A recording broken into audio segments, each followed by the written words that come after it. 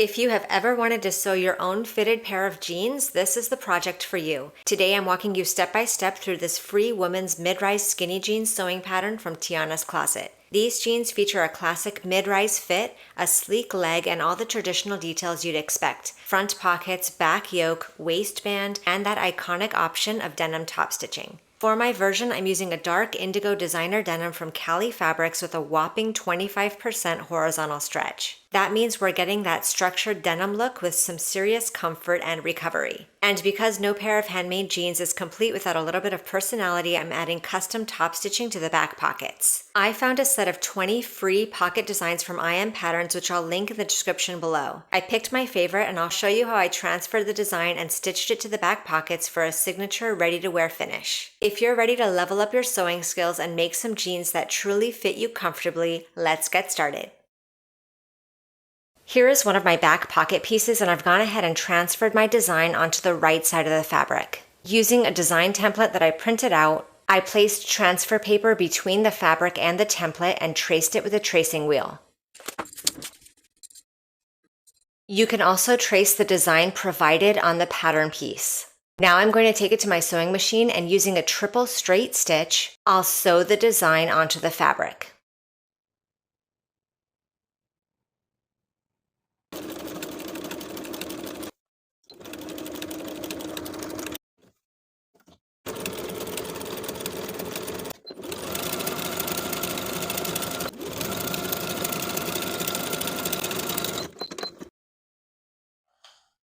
I've gone ahead and finished the raw edges around the entirety of the pocket.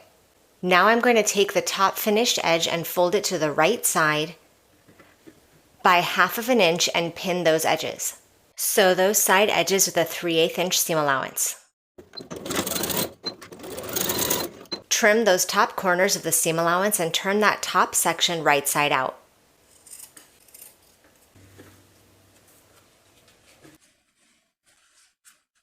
Give that top folded edge a good press. Also press the side and bottom edges to the wrong side by 3/8 inch. Top stitch the top section. Sewing straight across the top edge with about a 3/8 inch seam allowance so that you catch that finished edge on the inside. You can use your regular thread and a longer straight stitch, or use the same top stitching thread that you used for the design, and a triple straight stitch.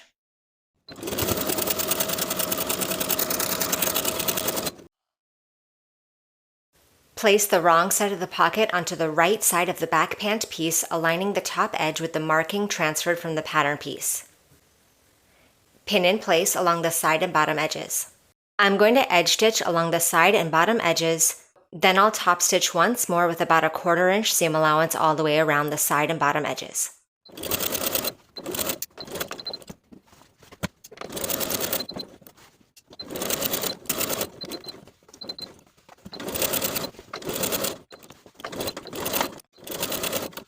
Place the back yoke right sides together with the top of the back pant. Pin in place. We're going to sew with a 3/8 inch seam allowance. To make sure that I maintain this horizontal stretch, I'm going to be using a lightning bolt stitch. Then I'll press the seam down toward the pant.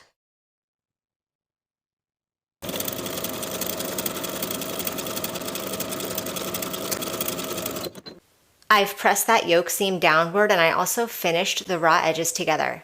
Now we're going to top stitch the seam allowance in place from the right side. Top stitch about 1/8 inch below the main seam using a zigzag stitch.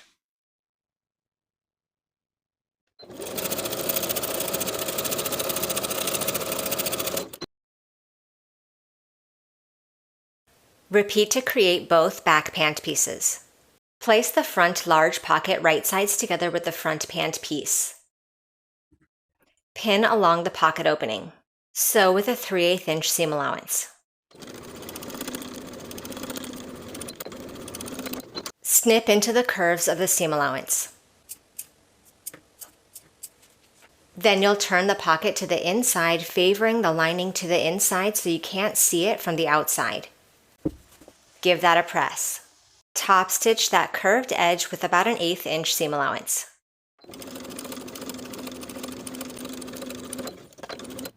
Place your front pocket patch right sides together with the front small pocket. We're going to be joining these opposing curves. Pin in place.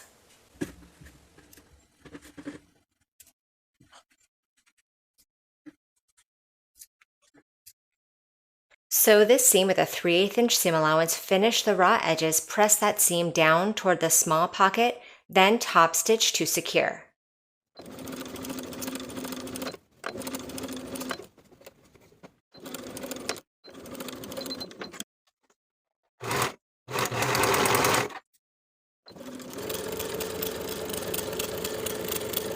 Place your small pocket and the large pocket right sides together, pin around their curved edges. Sew the curved edge together with a 3/8 inch seam allowance, finish the raw edges.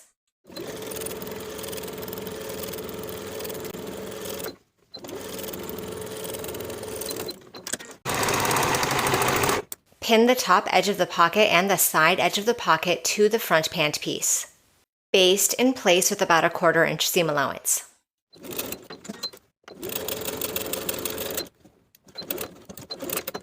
Repeat to create both sets of front pockets. Here is my fly-facing piece and my zipper guard. The pattern only includes one fly-facing piece, but it asks you to cut 2 pieces. Instead, I just cut one for the right pant piece. And I created my own zipper guard piece, cutting it the same length as the fly-facing, and it's about 2 7/8 inches wide.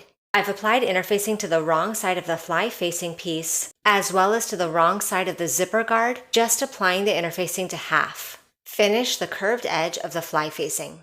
Here are both of my front pant pieces. I'm going to apply the fly-facing, placing it right sides together with the right pant piece. Aligning the top edge, pin in place. Sew with a 3/8 inch seam allowance. For the left front pant piece, I'm going to finish these raw edges of the crotch curve. And for the right front pant piece crotch curve, I'm going to finish the raw edges from where the fly facing ends to the bottom of the crotch curve. Now I'll place both of my front pant pieces right sides together and pin this lower section of the crotch curve. We're going to sew this section with a 3/8 inch seam allowance from the bottom of the crotch curve to the bottom finish edge of the fly facing without catching that fly facing in your stitches.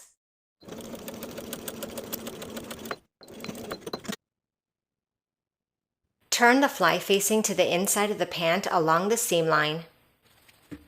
Give that a good press, then we're going to edge stitch in place from the top to the bottom of the zipper opening.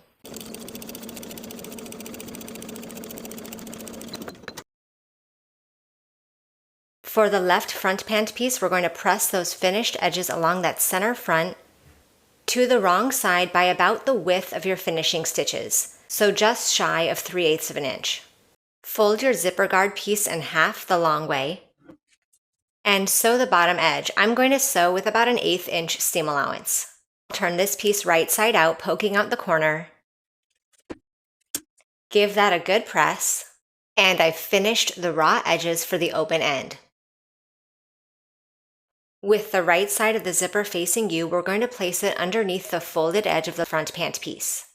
I'm placing my zipper stop at the bottom of the opening, and I'll pin that in place. So I've pinned that in place. My zipper teeth are butted up right up against the folded edge.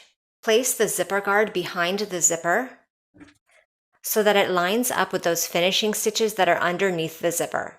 So this piece will be covering the zipper teeth by about 3/8 of an inch. We're going to pin once again through all layers. Now we're going to use a zipper foot to sew close to those zipper teeth from the top to the bottom, catching all layers.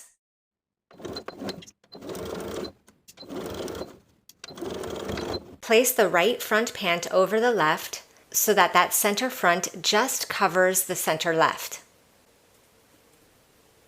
I'm going to baste that right pant piece to the left underneath, basting right on top of my previous edge stitching. I'm going to use a contrast thread so that I can remove these threads later.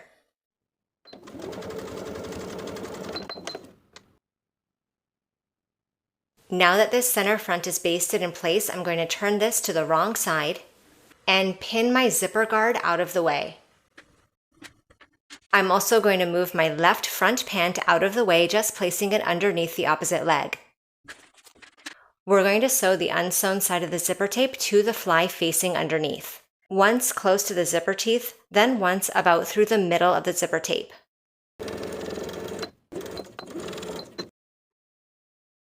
Now with the zipper guard still pinned out of the way, we're going to top stitch the fly facing from the front. Feeling underneath, feel the finishing edges of that fly facing in its J shape. Trace the fly facing onto the front of the pant within the seam allowance. We're going to top stitch along the transferred line. I like to do this in 2 parts. I'm going to start at the top about halfway through the bottom of the J. Then I'll unpin this fly guard so I can continue the rest of that top stitching from the front, catching the bottom of the fly guard in my stitches.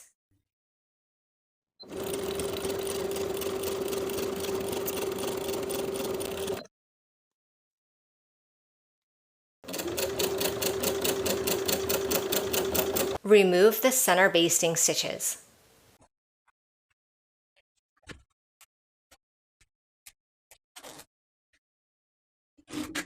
At the bottom of the crotch curve of the front pant pieces, I'm going to unpick that area by about 1 inch. This will allow me a little bit of clearance here when attaching the front and back pieces. Then I'm going to finish the outer leg seams and the inner leg seams for the front pant pieces. I've also finished the outer leg seam, the inner leg seam, and the crotch curve for both back pant pieces. Place the front and back pant pieces right sides together along the outer leg seam and the inseam. Pin in place.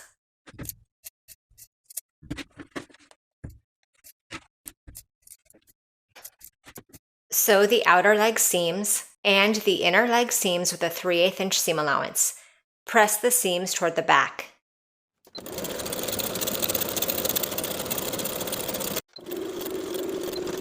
Turn one pant leg right side out. Place this pant leg inside the opposite leg. Pin the crotch curve from the top of the back pant to the point where you unpicked your stitches at the center front. Pay careful attention that your yoke seams are lined up. Sew the crotch curve as pinned with a 3/8 inch seam allowance.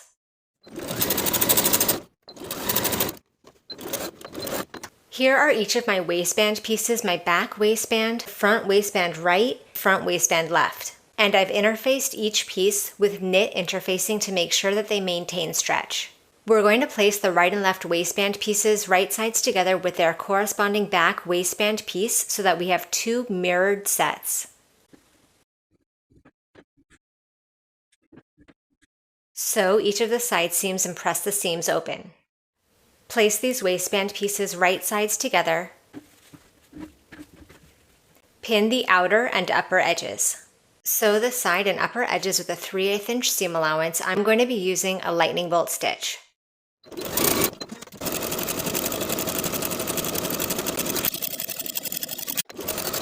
Trim the top corners of the waistband and turn it right side out.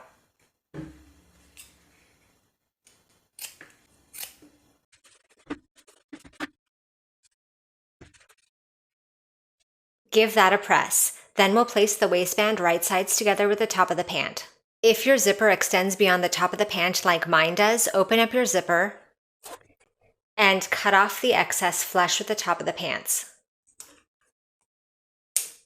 Then we can start pinning the waistband in place. The longer right front waistband will go on the right front pant, as it needs the extra length to accommodate the zipper guard.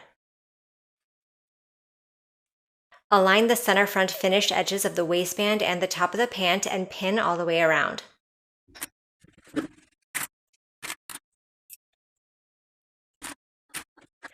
Sew all the way around with a stretch stitch. I'm once again going to be using a lightning bolt stitch.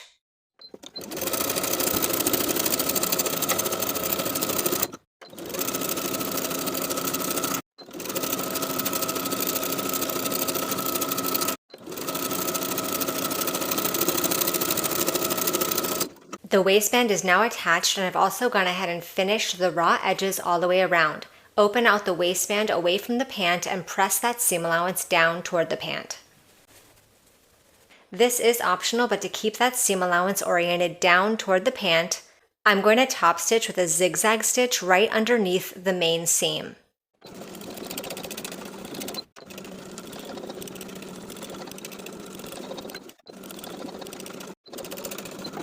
Here are my belt carrier pieces. For each piece, I'm going to finish one long edge.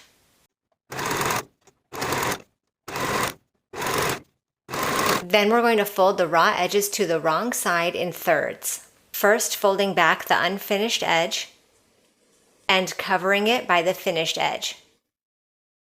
Repeat for each piece and pin in place. Edge stitch along both long edges for each carrier piece.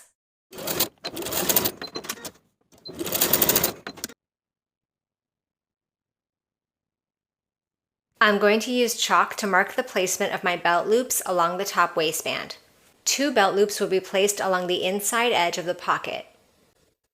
Then 2 belt loops at the side seams. And 1 belt loop at the center back. I'll place each of the belt loops right sides together with the tops of the waistband so that 3/8 of an inch of the belt loop sits at that upper edge. Pin in place.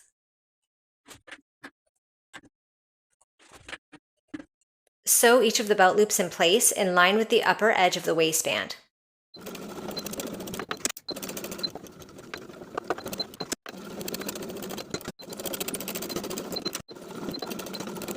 Then we'll turn each of those belt loops downward, fold under the raw edge, with the belt loop laying flat against the pant, edge stitch along that bottom folded edge for each belt loop. Sew the buttonhole into the left waistband. Then sew your button across from the buttonhole or add a jeans button.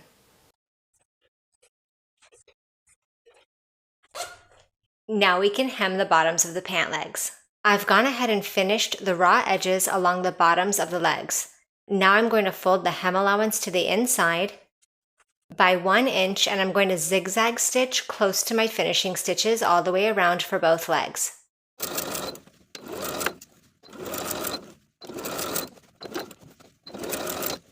And now the jeans are complete. Thank you for watching this sew along. Make sure you subscribe to the channel so you don't miss any future sewing tutorials, and I'll see you in the next video.